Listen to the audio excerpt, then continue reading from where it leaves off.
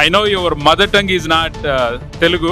This is completely Telugu event. నేను అప్పుడే చెప్పాను కదా, ఇప్పుడు Telugu is not one of ఆ పిల్లలు వాళ్ళు భాష నేర్చుకుంటూ ఆ ప్రయాణంలో వాళ్ళు సాధించే విజయాలను ఎంతో ఆనందాన్ని ఇచ్చినటువంటి జర్నీ. తాతలు ముత్తాతలతో అనర్గళంగా మాట్లాడితే ఇది ఒక పంచవర్ష ప్రణాళిక లాగా వేసుకొని టీచర్లకు మెళకువలు చెప్పడం కానీ,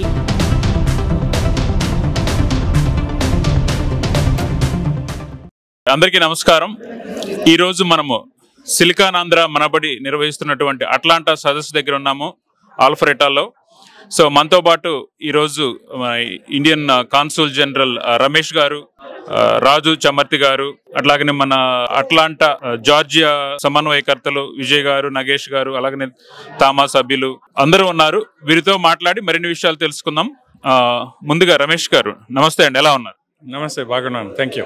Okay, so I know your mother tongue is not Telugu, but I heard you fluent, at least you speak much of Telugu. So today this is completely a Telugu event, right? So what motivated you to come here? నేను అప్పుడే చెప్పాను కదా, ఇప్పుడు Telugu is not one of the beautiful languages as per the Tamil poet. అది చాలా close తమిళ్కి వస్తారు. Then I also learn little bit in Hyderabad when I study. It's not about my personal experience తెలుగుకి వస్తారు అని కూడా వచ్చి. It's about one of the beautiful Indian languages. It's unity in diversity. You are all promoting Indian culture through Telugu. So that is what I am here to encourage, to be part of this great celebration of diversity in USA. Okay, so you have seen the program is all 2 days program, and you have seen what's going on today, right? So ఈ రోజు మీరు చూశారు. So ఇలాంటి సదస్సుల వల్ల మీరు ఎటువంటి ఉపయోగం ఉంటుందని అనుకుంటున్నారు? వాట్ ఐ అబ్జర్వ్, నేను ఇప్పుడు చూసాను అన్ని పోస్టర్ ప్రెజెంటేషన్ చేస్తున్నారు. ఇప్పుడు నాకు వచ్చి ఒక పోస్టర్ ప్రెజెంటేషన్ జరిగింది. అది దాంట్లో కంటెంట్, దాంట్లో క్రియేటివిటీ, దాంట్లో మెసేజింగ్, దాంట్లో జస్ట్ అండర్స్టాండ్ ఆడియన్స్ అన్నీ ఉంటాయి. ఇట్స్ నాట్ ఓన్లీ ఏదో బుక్ పట్టుకొని ఒక తెలుగు ఇది అని ఆల్ఫాబెట్ ఇది అని ఇలా ఇలా అలాంటి కాదు. Just to appeal, because modern kids చాలా ఇంట్రెస్టింగ్ అయిపోయారు. దాని తర్వాత ఇక్కడ యుఎస్ వచ్చి తెలుగు ఎందుకు లెర్న్ చేయాలి అని ఒక క్వశ్చన్ ఉంటుంది. దానికోసం we are all doing lot of creative activities in addition to the serious activities. Content కూడా బాగానే ఉంటుంది, క్రియేటివిటీ చాలా బాగా ఉంటుంది. I think that is the biggest thing which I observed in last 2 things. They are all passionate about everyone. All the teachers, one more important thing, most 95% of the teachers are female. When we are given this to the female, they are going to make it very successful. Okay. So overall, if you were to say for any Telugu parents staying in US, Atlanta or US, in simple terms, why should we learn our mother language? Yeah, so anybody is in the modern world, while I already told while I am talking, so in the globalized world, there is always a pressure on diversity, especially linguistic diversity, because there is no need for you to learn Telugu to live in USA. But there is an expectation from everyone that you are from India. That means there is an expectation you are from some part of India. They all know that in India 1,600 languages and dialects are spoken. Minimum 2-3 languages are known to everyone. That's what they have met every Indian. When you go to them and you say, I don't know any language, that means there is a serious doubt you are creating on yourself. So this is also very from a different perspective. It's expected that you should know some other language. That is a big motivating factor you to learn Telugu, and that too opens up your different paradigm to understand your own culture, your own language, your own wisdom, whatever it's written, and you could be more in that circle to enjoy the life, to understand the culture, why you are doing everything. It's equally important for them, students, to know why Telugu. So it's an added advantage. I said it will be an addition to your CV compared to other peers in your college. Yeah, absolutely. Thank you Ramesh ji. మనతో పాటు అలాగే రాజు గారు ఉన్నారు. So రాజు గారు, నమస్తే అండి, ఎలా ఉన్నారు? నమస్కారం వెంకీ గారు, చాలా సంతోషంగా ఉంది. సో ఐ నో మిమ్మల్ని ఎప్పటి నుంచో చూస్తూ ఉన్నాం. నేను ఈవెన్ తమాలో ఉన్నప్పుడు కానివ్వండి, సిలికాన్ ఆంధ్ర మనబడికి మన యాక్టివ్ వాలంటీర్గా ఉన్నప్పటి నుంచి. బట్ మేమేమన్నా కొంచెం అటు ఇటు మారామేమో, కానీ మీరు అదే ఎనర్జీ, అదే కమిట్మెంట్ తోటి సిలికాన్ ఆంధ్ర మనబడి కృషి చేస్తున్నారు. సో ఏంటి మీకు ఆ ఎనర్జీ లెవెల్స్ ఎక్కడి నుంచి వస్తాయి? అంటే ప్రతి వారం మనం ఈ చిన్న పిల్లల్ని చూస్తూ ఉంటే ఆ చిన్న పిల్లల ద్వారా మనకి ఎక్కడ లేని శక్తి మనకు వస్తూ ఉంటుందండి.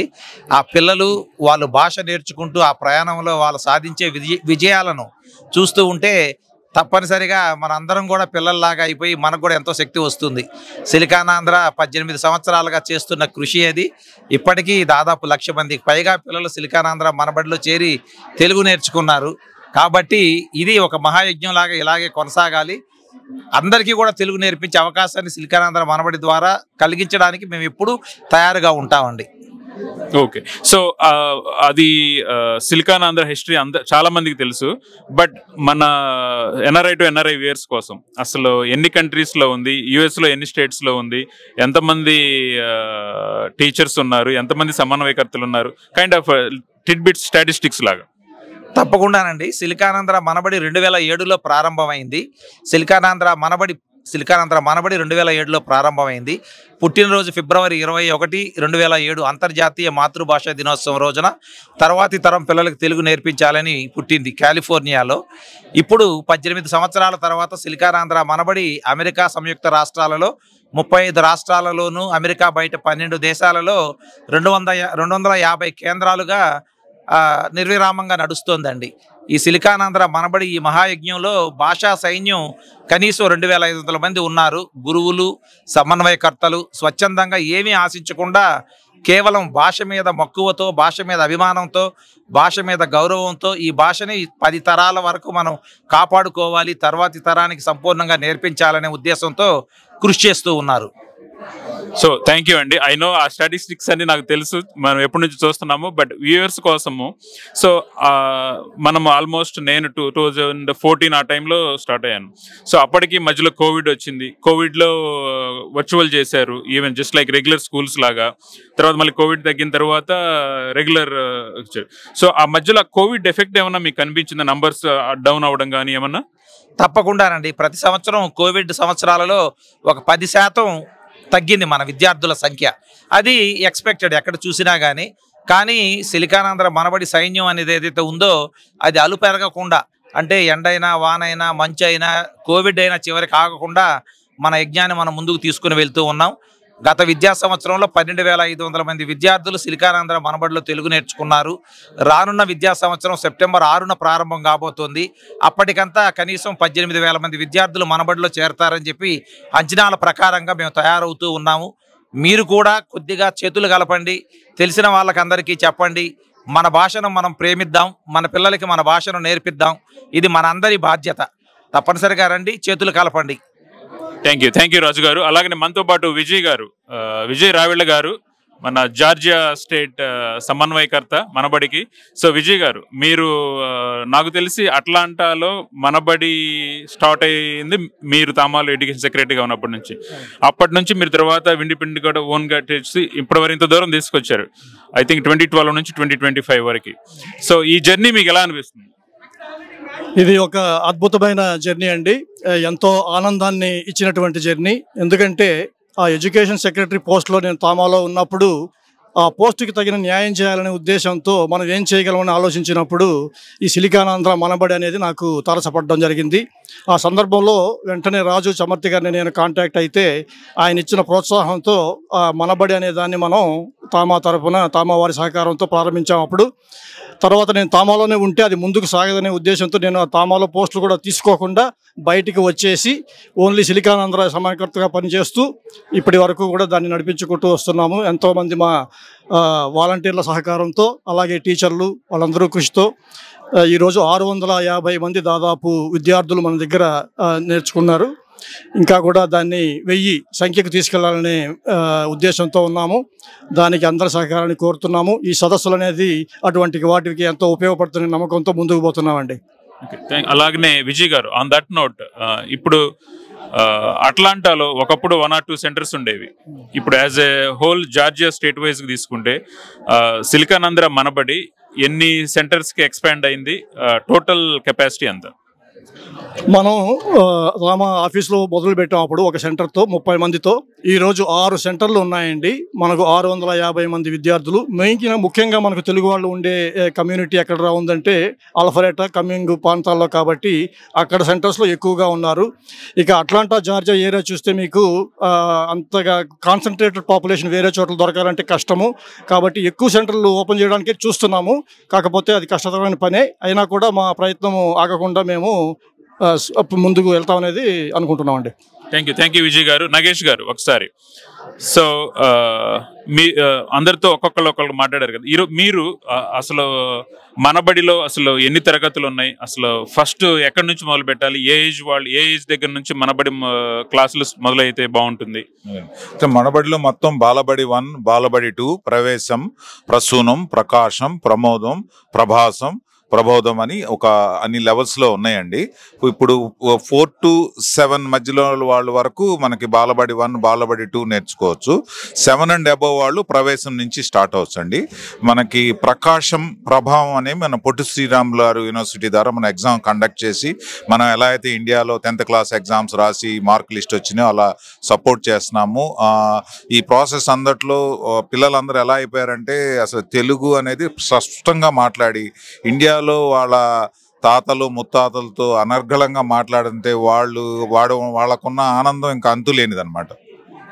థ్యాంక్ యూ నగేష్ గారు. అలాగనే గౌతమ్ గారు ఒకసారి, మేము ఐ డోంట్ నో మీకు గుర్తుందో లేదో, మేము మీతోటి 2015లో వర్క్ చేసాము మాట్లాట ఆర్గనైజ్ చేసినప్పుడు. సో మీరు ఈరోజు అట్లాంటా ఇచ్చారు ప్రత్యేకంగా ఈ సదస్సు కోసం. అసలు ఏంటి కోలాహలం ఏంటి, అసలు ఈ రోజు రేపు ఏం జరుగుతుంది, అసలు ప్రోగ్రామ్ ఏంటి, ఇక్కడ ఈ సదస్సు ఉద్దేశం ఏంటి? చాలా మంచి ప్రశ్న అండి. మనము ప్రతి సంవత్సరము మన గురువులందరము కలిసి, గురువులే కాకుండా స్వచ్ఛంద సేవకులు, సమన్వయకర్తలు, గురువులు అందరము కలిసి, ఇప్పుడు పనిచేసేవాళ్ళు, ముందు మనబడిలో కలిసి పనిచేయాలనుకుంటున్న వాళ్ళు అందరం కలిసి మేము ఇప్పటిదాకా చేసుకున్న విజయాలు, తర్వాత మనం అందుకోవాలనుకుంటున్న ఎత్తులు, మన మాతృభాషను ఇంకొక 4 తరాల వరకు ఉంచుదాము, ఇంకొక 10,000 మందికి నేర్పిద్దాము అన్న ఉద్దేశంతో మనం ఏం చేస్తే ఇప్పటికి ఏం చేస్తే వేదిక దానికి పునాది సిద్ధం చేసుకోగలము అన్న ఉద్దేశంతో మనం అందరం కలిసి చర్చించుకుంటాము. ఒకరి నుంచి ఒకరం స్ఫూర్తిని పొందుతాము. అది చాలా ముఖ్యమైన విషయము. మన భాషని పిల్లల దాకా సులభంగా నేర్పడం ఎలా, సో భాషని నేర్పడం ఒక ఎత్తు అయితే దాని ప్రాసెస్ అంటారు కదా, దాని పద్ధతి కూడా మేము బాగా చర్చించుకుంటాము. తర్వాత అందరం కలిసి ఒకళ్ళ నుంచి ఒకళ్ళము స్ఫూర్తిని పొందుతాము. కొంతమంది నేను ఈ విధంగా చెప్తే అందరూ బాగా అందుకుంటున్నారు అని కొంతమంది వచ్చి మాట్లాడుకుంటారు. సో ఇక్కడ ఎవ్వరూ మాకే బాగా తెలుసు అనుకునేవాళ్ళు కాదు, అందరం ఒకళ్ళ నుంచి ఒకళ్ళం స్ఫూర్తి పొందుతాం. కాబట్టి మేము చేసే ఈ 2 కార్యక్రమాల్లో 2-3 రకాల కార్యక్రమాలు చేస్తున్నాం. వేదిక మీద వచ్చి మాట్లాడేవాళ్ళు కొందరు, అంతేకాకుండా ఇప్పుడు మీరు చూస్తున్నారు పోస్టర్ ప్రజెంటేషన్స్, వాళ్ళు చేసినవన్నిటినీ కూడా పోస్టర్ రూపంలో నలుగురితో పంచుకోవడానికి చేసేది ఒకటి. రేపు మేము మేధామథనం అని చేస్తాం. దాంట్లో ఏంటంటే కొన్ని అంశాలను తీసుకొని చర్చించుకుంటాం, బ్రెయిన్ స్టార్మింగ్ సెషన్స్ అంటాం కదా. సో ఇప్పుడు ఉదాహరణకి ఆటల ద్వారా పిల్లలకు తెలుగు నేర్పించడం ఎలా, అటువంటిది మీరు తెలుగు మాట్లాట అన్నారు కాబట్టి తెలుగు మాట్లాట, పిల్లల పండుగ, ఇటువంటి కార్యక్రమాలు పలు విధాలుగా పిల్లలకు భాష నేర్పించడం ఎలా అనేది చర్చించుకొని దాంట్లోంచి వచ్చిన ఆలోచనలని మా స్ట్రాటజీ జట్టు రాజుగారు, తర్వాత ఇంకొక 7-8 మంది మేము అందరం కలిసి ఈ వచ్చిన అంశాల్లో ఏది ప్రయారిటైజ్ చేసుకుందాం, దేనికి ప్రాముఖ్యత దేనికి ఇద్దాము, ఇదొక పంచవర్ష ప్రణాళిక లాగా వేసుకొని దాన్ని మేము అమలుపరచడానికి సిద్ధంగా ఉంటామండి. Okay, that's lot of information అండి. But it's very good to know. అంత పక్కా ప్రణాళికగా 2 days ప్రోగ్రామ్, కరికులము, అలాగనే మేధోమదనం చేయడము, స్ట్రాటజీస్, పిల్లలకి అల్టిమేట్లీ మనందరం కూడా చిన్నపిల్లలకి మన మాతృభాష ఎలా నేర్పాలి అనేదే మన గోలు. సో థ్యాంక్ యూ గౌతమ్ గారు. ఒకసారి సుచేత గారు, అయినా మీరు అట్లాంటాలో మనబడి స్టార్ట్ చేసినప్పుడు ఒక టీచర్గా ప్రారంభించారు. తామా ఆఫీస్లో I still remember first class మీరు, భారతి గారు, మన విజయ్ గారి సమన్వయంలో. సో ఇప్పుడు మీరు మేబీ కెరీర్లో ఎదిగినట్టుగానే టీచర్ అయ్యి ఇప్పుడు మళ్ళీ సమన్వయకర్తలాగా ఒక సెంటర్ని కోఆర్డినేట్ చేస్తారు. సో మీరు టీచర్ నుంచి సమన్వయకర్తలాగా ఈ మనబడిని నిర్వహించడం ఎలా అనిపిస్తుంది మీకు? చాలా బాగుందండి. టీచింగ్ ఎక్స్పీరియన్స్ సమన్వయకర్త చేయడంలో మనకి చాలా ఉపయోగపడుతుంది. ఎందుకంటే టీచర్లకు మెళకువలు చెప్పడం కానీ అలాంటివన్నిటి కూడా చాలా బాగనిపిస్తుంది. అంతేకాకుండా టీచింగ్ వల్ల ఏంటంటే మేము ప్రచారము అది చేయడంలో కూడా డీటెయిల్డ్గా పేరెంట్స్కి చెప్పగలుగుతాము. మనబడిలో ఎందుకు జాయిన్ చేయాలి అవన్నీ, అంటే సమన్వయకర్త ముఖ్య రోల్ ఏంటంటే ప్రచారం చేసి మనబడి మన తెలుగును చాలా మందికి నేర్పించడం అనేది, విద్యార్థులను తీసుకురావడం అనేది ఒక ముఖ్య రోల్ కాబట్టి టీచింగ్ చాలా ఉపయోగపడుతుంది. ఎందుకంటే వాళ్ళు చాలా డీప్ క్వశ్చన్స్ అడుగుతారు కొన్నిసార్లు పేరెంట్స్, మీకు శ్రీశ్రీ గురించి ఏం చెప్తారు క్లాస్లో, అవన్నీ చెప్పి ఉండడం వల్ల మనము ఈవెన్ శ్రీశ్రీ పద్యాలు కూడా పాడి సార్ భారతి గారి గురించి చెప్పారు. సో శ్రీశ్రీ గారు తెలుగులో మీకు భారతి గారి లాగా, సో అలా చెప్తున్నప్పుడు అవన్నీ చెప్తామన్నమాట మేము. దానివల్ల ఇంకా అట్రాక్ట్ అవుతుంది. ఎందుకు కమింగ్ 2లో ఎక్కువ స్ట్రెంత్ వచ్చారు అంటే డీప్గా చెప్తాము వాళ్ళు అడిగే క్వశ్చన్స్ని, సో వాళ్ళు కొంచెం ఇంప్రెస్ అయ్యి వస్తారు అన్నమాట. థ్యాంక్ యూ సుజాత గారు. ఐ నో ఇక్కడ మనకి చాలా మంది ఉన్నారు, సమయానుభవం వల్ల మనం అందరితో మాట్లాడలేము. బట్ ఇక్కడ ఉన్న అందరు గోల్ ఒకటి, మన పిల్లలకి తెలుగు భాష నేర్పించడం.